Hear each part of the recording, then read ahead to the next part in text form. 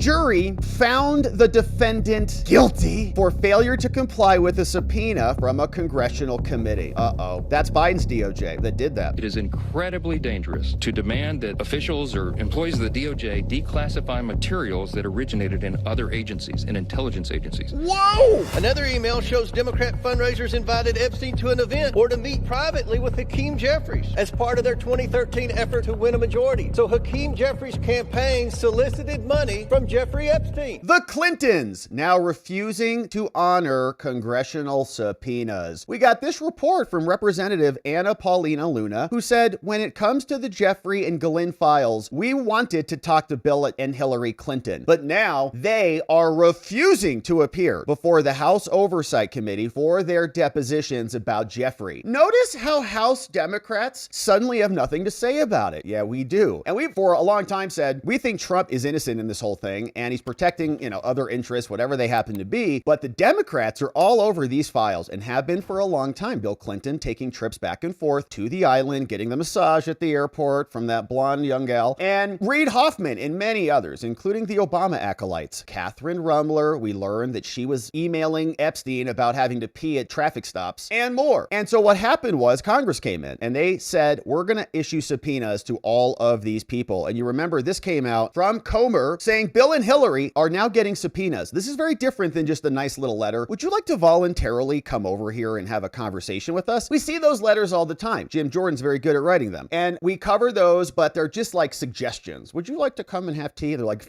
no, thank you though for the invite. Let me put that in the shredder. But this is very different. This is a subpoena. And it went out to a bunch of people, including Bill and Hillary Clinton. And they were supposed to come here October 9th and October 14th, but they have had some postponements of their meeting until today, until we learned that Luna says they're not showing up at all. And that's not good for anybody, especially them, because as we know, what happens when you don't show up after you've been subpoenaed? There are problems for that. We'll come back to that. But here you can see is the subpoena that Bill Clinton got. They said, hey, Billy, on July 23rd, 2025, we unanimously voted to approve a motion to subpoena you for a deposition. Bill Clinton, former president of the United States. By your own admission, Bill, you flew on Epstein's private plane 4 separate times in 2002 and 2003 before he was convicted, because that was in 7 and 8. During one of these trips, you were even pictured receiving a massage from one of Mr. Epstein's victims. We saw that at the airport. That girl, young girl, blonde, and Bill's like, oh yeah, right there. Yeah. It has been claimed that you pressured Vanity Fair not to publish sex trafficking allegations against your good friend, Jeffrey. And there are conflicting reports about whether you've ever visited the island. Definitely flew on the plane, but did he go to the island? You were also allegedly close to Maxwell, an Epstein co-conspirator, and attended an intimate dinner with her in 2014. That's after the first set of convictions for solicitation. 3 years after public reports about her involvement with Epstein's abuse. Now, pursuant to this direction, please see the subpoena for you to appear for a deposition. And now they're not coming, according to Luna. On July 6, federal authorities in 2019, remember Trump was the president, Epstein died months later, says federal authorities arrested Epstein. And 2 days later, an indictment was unsealed, charging him with actual trafficking of minors and a conspiracy to engage in the trafficking of minors. Now, according to the indictment, Jeffrey exploited and abused dozens of minor girls at his home, Manhattan, Palm Beach, and other locations. Among other things, the indictment alleged that Epstein enticed girls as young as 14 to engage in acts with him in exchange for money. Now, this is not the first time that Epstein had been investigated for this. In fact, in 2008, he pled guilty in Florida State Court to 2 offenses, which were the solicitation offenses for prostitution. One was prostitution involving a minor. The other was, both of them were solicitation. So again, the plea deal was such a joke for him that he didn't even get a guilty conviction for the actual acts that he engaged in. He took a guilty plea for solicitation, asking for it, like soliciting drugs. Did you actually,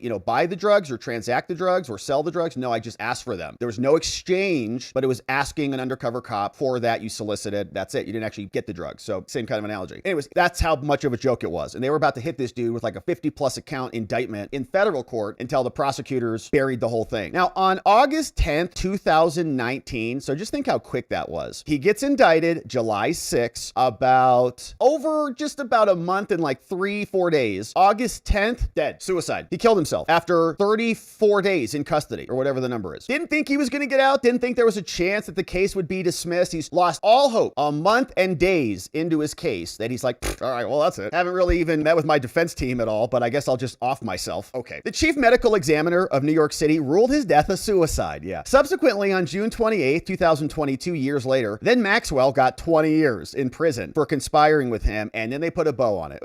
Maureen Comey, James Comey's daughter from the corrupt Comey family, led by James Comey, prosecuted both cases. Isn't that convenient? Now, in the facts and circumstances surrounding both Epstein and Maxwell's cases have received intense public scrutiny. At the outset of our Congress, we formed a task force, and back in May, the task force sent another letter to the department, to the DOJ, saying, can you please release the files? They're like, no. Then on True Social, Trump said, I've asked Pam Bondi to release the grand jury info. Then we got that little letter from Todd Blanche into the courts. Todd's like, here, I got to submit a request for the grand jury transcripts. All right, anybody have a pen? Okay, do you have a napkin? Perfect. DOJ officially requests the transcripts in these documents. Can't really read it, and it's got a stain from the beer, but here, send that into the judge. Judge is like, well, this isn't going to be really sufficient. Like, okay, here, give me another napkin. I'll send another one in. And he's like, okay, denied. You're not getting any grand jury transcripts, which is incredible because Judge Fitzpatrick in the Comey case in the Eastern District of Virginia bent himself into a million different pieces to release the grand jury transcripts to James Comey. So in some instances, these are sacred. You can't see them. Epstein, he's dead. Can we see the grand jury transcripts? No. Comey is, in our opinion, a liar who was colluding with his lawyers at the time. He gets everything he wants. Isn't it convenient how our justice system works? But then we see on July 22nd, Bondi said to Todd Blanche, if Maxwell has information on anyone who has committed crimes against victims, we're going to hear what she has to say. And Blanche said, this DOJ does not shy away from uncomfortable truths, nor from the responsibility to pursue justice wherever the facts may lead. Then they buried all of the evidence for a long time until Trump said, okay, fine, release it, fine. While the DOJ undertakes efforts, writes Comer, to uncover and publicly disclose additional information about these cases, it's imperative that Congress conduct oversight of all of this. That's what we're doing now. We have to combat these monsters, get them out of our society, and figure out what government officials were complicit in this entire operation. The Committee on Oversight has the ability to do these things, and you are now getting a subpoena. So get your butts in here. We want to talk to you. Sincerely, your friend, James Comer. That one went over to Bill Clinton. And Clinton, she got one too. This one's a little bit more awkward because I have to ask Hillary about her husband getting massages at Epstein airports. Hey, Hillary, hate to bring this up, but your husband may have been,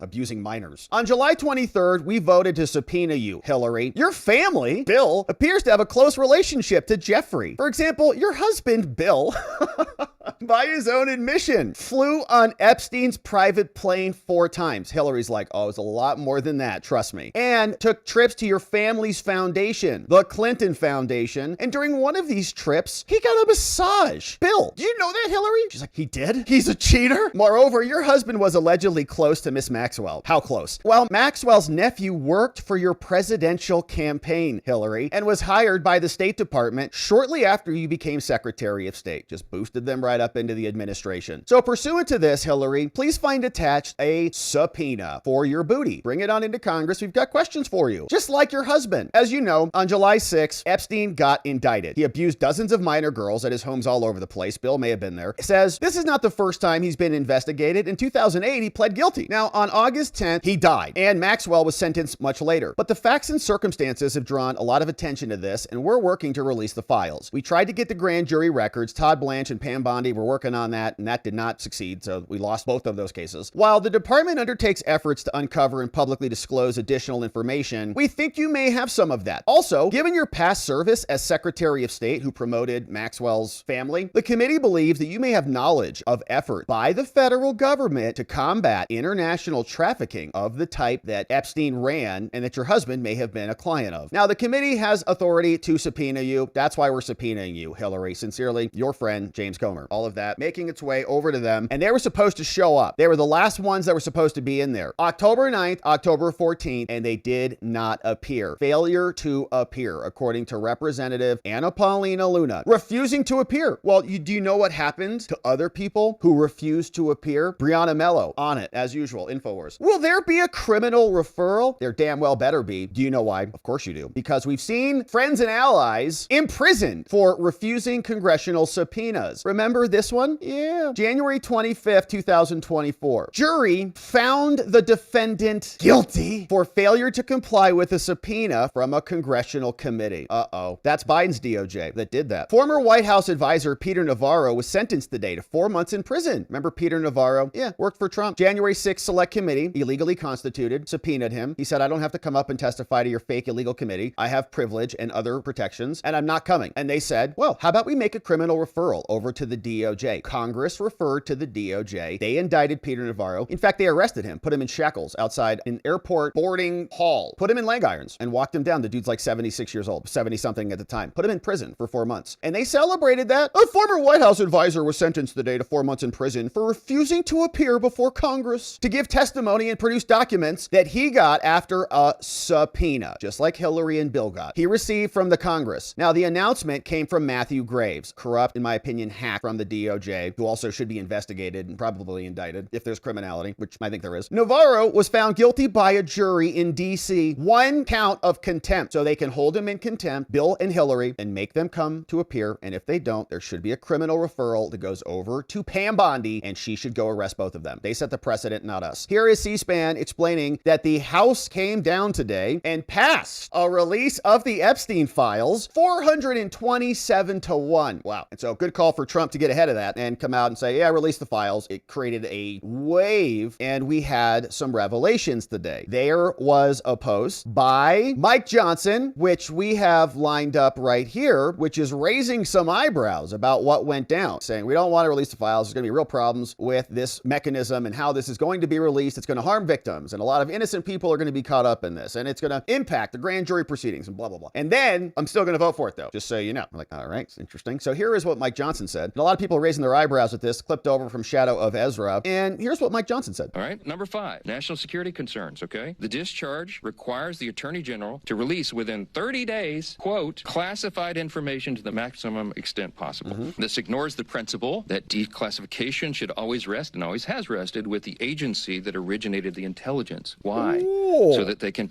What are you declassifying? What in the Epstein case is classified there, Mike? protect their critical sources and methods. It is incredibly dangerous to demand that officials or employees of the DOJ declassify materials that originated in other agencies, in intelligence agencies. Whoa! All right? What agencies? What agencies were originating Epstein intelligence? And how come this was a CIA matter? Why is it NSA? What else is it? Does ODNI have a bunch of records on this? So that's from Mike Johnson. Now, the House did come down. You can see 427-1 releasing the documents. And here's what it sounded like. On this vote, the yeas are 427, the nays are 1. 2/3 being in the affirmative. The rules are suspended. The bill is passed, and without objection, the motion to reconsider is laid on the table. All right, so everybody voted for it, and now the game begins. It's like, well, we were going to vote for it first, and then you voted for it second. And the goalposts have moved on this pretty dramatically. The Democrats, during the speeches today, which were just horrific to listen to, I listened to some of it so you didn't have to, but they were screeching now about, well, Trump can release the files right now. So in other words, we don't need Congress to do anything. So the goalposts have moved from Congress will release these to Trump needs to release these. So they're always going to be mad and use this as a political cudgel no matter what happens. But you'll notice there was one solitary nay on this. Who was that individual who voted nay, perchance? Well, it's Representative Clay Higgins, which is a very interesting one because Clay Higgins, we've been appreciative of some of his work, especially on the Butler case. He went over to Butler and wrote a whole report on this about how they burned the body the same day that Congress created their bipartisan commission. Remember that scam? So he says, I voted no. I have been a principled no on this bill from the beginning. What was wrong with the bill 3 months ago is still wrong today. It abandons 250 years of criminal justice procedure in America. As written, this bill reveals and injures thousands of innocent people, witnesses, people who provided alibis, family members, etc., which is interesting. I mean, these files must be big. These Congress people must have seen a lot. If enacted in its, like, how would he know that unless he's seen it? If enacted in its current form, this type of broad reveal of criminal investigative files released to a rabid media will absolutely result in innocent people being hurt. Now, not by my vote. The Oversight Committee is conducting a thorough investigation that has already released well over 60,000 pages of documents from the Epstein case. That effort will continue in a manner that provides all due protections for innocent Americans if the Senate amends the bill to properly address privacy of victims and other Americans who are named but not criminally implicated. Then I will vote for that bill when it comes back to the House. And so, all right, we'll see. You can see see the numbers came down in the House, approving a bill directing the DOJ to release all files related to its investigation into Jeffrey. The action came after Democrats, joined by other Republicans, many Republicans defected, of course, as we know. As soon as it passed, Democrats applauded and the Republicans didn't applaud. And the survivors were blowing kisses and shouting thank you. Some had tears from their eyes. The Democrats also are explaining that this is apolitical. We actually saw some of the ladies come out and scream at Trump, "Don't make this so political," as they've got signs, behind them like "Remove Trump, Trump's a fascist, Trump's a dictator," blah, blah. So Hakeem has been doing the same thing, saying that Trump's a coward and Trump is perverting this whole process. Oh yeah. Timu Obama, aka the Brooklyn Barack rising star, tried to meet with Jeffrey Epstein, and it's caught in an email right here. Oversight Committee released this one. Hakeem has been on a media tour the last few days on Epstein, but refuses to condemn Stacey Plaskett, another Democrat who was literally texting with Epstein because she can't think for herself. She had to be fed lines into her brain via Epstein, who said, "Good work, little puppet. Stop chewing in the middle of this hearing." She's like,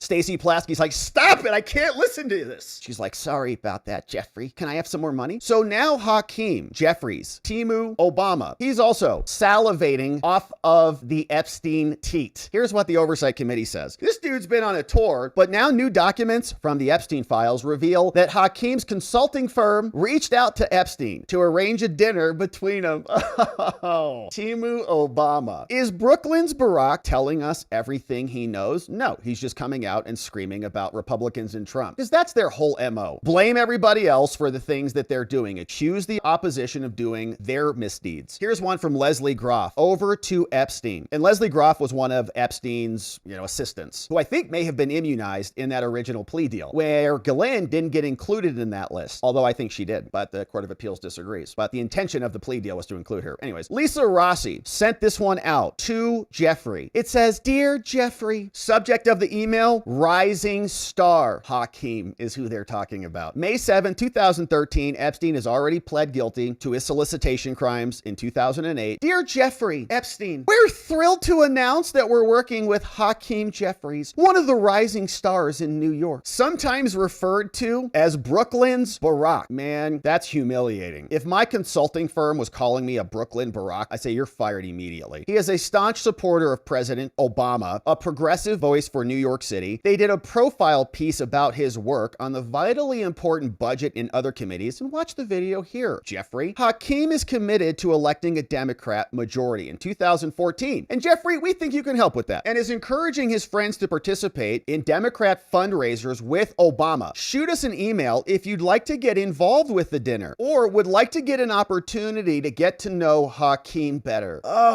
He's an impressive guy who will be a progressive voice in New York politics for years to come. And she attached an article. Hakeem is positioning himself for a long career in Washington. And these people are just cutouts for all of the elite. They're like, would you like to buy a share in him? Sure. Give us some money, support us, and he'll be your congressman too. Just like he's all these other people's congressmen, if you'd like to support us. It's a pretty sick development, but that's Hakeem. Now, Hakeem, of course, didn't mention that in any of his pressers when he was screeching about the Republicans. Another good reason we're happy these files are coming out. But Comer came out and dunked all over Hakeem on this one, and here is what he said on the floor today. Colleagues' coordination with Epstein. Another email shows Democrat fundraisers invited Epstein to an event or to meet privately with Hakeem Jeffries as part of their 2013 effort to win a majority. So Hakeem Jeffries' campaign solicited money from Jeffrey Epstein. That's what we found in the last document batch. The files underscore why former President Trump must appear for his deposition. We've subpoenaed him. To date, the Democrats have done nothing to help us secure his appearance. I support full transparency. Maybe there should be a criminal referral. You guys should move to hold them in contempt. If they're not abiding by your subpoenas, you need to act and do something about this. I mean, where is the Republican Liz Cheney running these committees who would not stand for this crap? Where are the Republican Nancy Pelosi's? No, they're not helping us drag their butts in here to answer questions. Refer them out. Hold them in contempt and refer them out. The Oversight Committee will continue to work to get the truth to the American people and to get justice for the victims. That's our goal of this investigation. With that, I yield back. All right, so that was going on today. We we also had some other clips here. We know that there were a bunch of Obama acolytes who were in the emails that just got released. One of them was Larry Summers, and this dude was busted texting Epstein about having intercourse with another woman. Jeffrey, can you help me? I don't know how to talk to women. So now, according to Harvard, this is the Harvard Crimson. This is from, their so-called university. And they're saying that Larry Summers, who is a former Harvard president, this is Harvard writing about Harvard, is going to step back from all Harvard commitments to rebuild trust and to repair relationships after his weird text got exposed. The announcement comes less than 1 week after 7 years of correspondence between Summers, who worked for Obama, and the Jeffrey Epstein emails were released. Documents showed that Summers and Epstein continued to exchange messages all the way up until July 2019, 1 day before he was arrested. And he posted this, he's now busted. "I am deeply ashamed of my actions and I recognize the pain they have caused. I take full responsibility for my misguided decision to continue communicating with Epstein." He's also a paid columnist at Bloomberg, serves on the board of directors at OpenAI. Bloomberg didn't comment on it. He said, "I'm going to continue to teach young girls at Harvard, even though I'm BFFs with Jeffrey." Following the announcement, he began to leave a series of organizations. He stepped down from his position as an advisor to the Yale Budget Lab on Monday, also resigned from his fellowship at Center for American Progress. Larry Summers also announced taking a step back there and just abandoning ship. Currently a paid columnist with Bloomberg News, serves on the board of directors over at OpenAI. In the hundreds of messages between Obama's team, Summers, and Epstein was part of a cache of 23,000 pages. And some of this was him saying, "Can you help me talk to a girl?" In one November 2018 message, Epstein described himself as Summers' wingman and continued to advise Summers on the relationship. In fact, in June 2019, right before Epstein was arrested, they joked about the probability that Larry would be able to indict this woman. Summers currently holds Harvard's highest faculty distinction. Yeah, he's perfect for Harvard, honestly. He also serves as the director at the Harvard Kennedy School. He's going to continue to direct the center. This semester, Summers is teaching 5 Harvard courses, probably on ethics. Or women's rights, including 2 large undergraduate classes. I wonder what they are. Summers has already faced a wave of backlash. Pocahontas publicly called on the university to cut ties with Summers. Justice Department also moved into opening an investigation into Summers, and oh, how the mighty are fallen. So that happened over there in Harvard, and the White House is posting about this, saying, where are the Democrats? Where have they been? They're caught up in this way more than the Republicans are, and they're about to feel it pretty hard. Some simple questions posted by Caroline Levitt saying, where is the Democrats' transparency on Epstein? They said, as President Trump said before, House Republicans should vote to release the files, and they have. But what are the Democrats hiding from all of us? One, why aren't the Democrats talking about the fact that Stacey Plaskett, who was caught texting with Epstein in a congressional hearing like a puppet because she can't think for herself? Quick, who is Rona? Do your homework before you come into Congress. Can the Democrats, can Raskin, can Schumer, can Hakeem, Brooklyn, Berry, can they explain why Plaskett solicited, asked for, and was given $30,000 from Epstein for the Democrat fundraising after he was already a convicted offender? Or can they explain why Plaskett accepted maxed out donations from Jeffrey? Or the fact that the wife of the former Democrat governor of the U.S. Virgin Islands told Epstein, quote, we would have a friend in Stacey if you buy her off. Or the fact that Plaskett was literally texting Epstein during a hearing, all linked up at the White House. Maybe they'll talk about that. And hey, why aren't the Democrats talking about the fact that Bill Clinton traveled on his aircraft 26 times, says the White House? Or the fact that one of Epstein's victims wrote that she saw Clinton on Epstein's island with 2 young women, linked. Or the fact that Clinton's visit to the island was corroborated by one of his top aides. Maybe they'll answer those questions. Maybe that's why Bill doesn't want to come in and answer any questions, because he knows. Why aren't Democrats talking about the, quote, long relationship and the storied friendship that Larry Summers had, the ex-Harvard president, Clinton's Treasury Secretary, and a prominent Democrat, that he had with Epstein? Epstein said he's the wingman for Larry Summers. Why aren't Democrats talking about the fact that the so-called journalist, amazing, Katie Couric, had dinner at Epstein's residence after he was already a convicted offender who had served jail time? You're gonna go over to his residence and you're gonna eat off his silverware? Ugh. Why aren't Democrats talking about the fact that Reid Hoffman, a billionaire Democrat mega donor who funded the E. Jean Carroll lawsuit against President Trump, he visited Pedophile Island, went to dinner dinner with Epstein and even planned to stay at his New York mansion. Oh gosh, why aren't Democrats talking about the fact that the DNC refused to return $32,000 from Jeffrey? And why aren't Democrats, last one, talking about the fact that Michael Wolff encouraged Epstein to blackmail Trump? We read those emails before, insisting that they could generate a debt from him. And Catherine Rumler was talking about Epstein,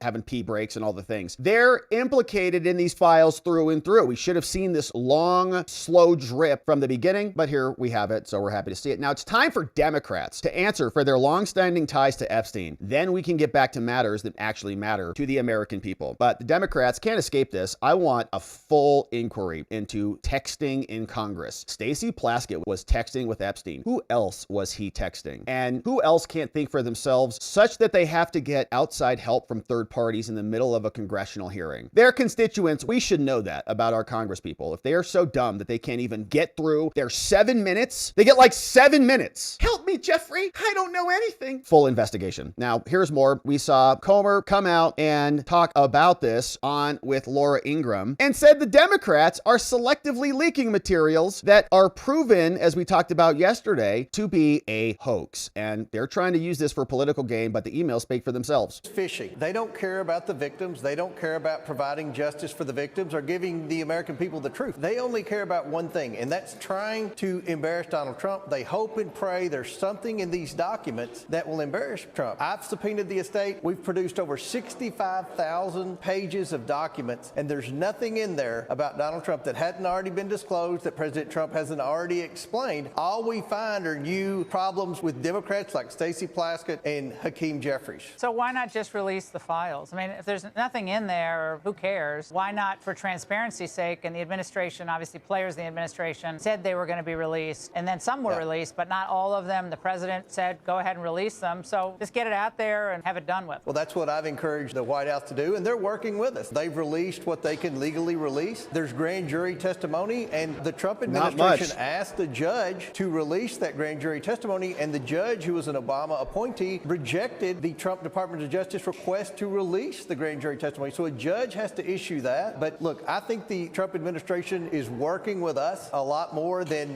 what the media has given them credit for. But I've encouraged the president to disclose everything. I'm glad that he gone ahead and put this issue tomorrow, this discharge petition, behind us. This is just a stunt by the Democrats and a few disgruntled Republicans. We're getting the documents, and as soon as we get them on the Oversight Committee, we're making them public. And I think that's what the president wants, and hopefully we'll get all the documents released and we can move on to the issues that the American people care about. Yeah, and if they're going to turn it into a stunt, they don't hold the cards. They don't hold the tools. The Trump administration should just use the Uno reverse card. Oop, here you go. We have all the files. We're going to slowly release them according to a scheduled cadence, and they're going to be devastating for your side. So just get ready for that. And they should have been doing that this entire time and, releasing them one by one, week after week, until the Democrats were just like, stop, please. You got us. Okay, we're done. But now there's a little bit of a different approach. But the president seemingly not standing in the way anymore. Here's what he said from the Oval Office today, where he was hanging out with the Saudis. As far as the Epstein files is, I have nothing to do with Jeffrey Epstein. I threw him out of my club many years ago because I thought he was a sick pervert. But I guess I turned out to be right. But you know who does have? Bill Clinton. Yeah. Larry Summers, who ran Harvard, was with him every single night, every single weekend. They lived together. They went to his island many times. I never did. Andrew Weissman, I hear. All these guys were friends of his. You don't even talk about those people. They're going to be talking about him a lot more because I think they're implicated in the files. The more that comes out, even the Washington Post couldn't look away from the Stacey Plaskett reveal. They created that great video and they spread that one around because there's damning information inside. And I think, hey, you get what you asked for. You guys were pounding the table, demanding these files get released. Sure, we'll release them. And Bill Clinton's going to be all over them. So is Reid Hoffman. And the Clintons are so freaked out that they're not responding to their official subpoenas. They got congressional demands, orders to appear, and they did not do that. We know what happened to other people who did not respond to congressional subpoenas that came from an illegal committee. HR 503 said that the J6 committee was supposed to be constituted according to the rules. It wasn't, and they put them in jail. So now Bill and Hillary can hopefully explain themselves to the DOJ since they're refusing to appear before Congress pursuant to lawful subpoenas. There need to be repercussions for it. They set the standard. Bannon and Navarro went to prison. Bill and Hillary can too.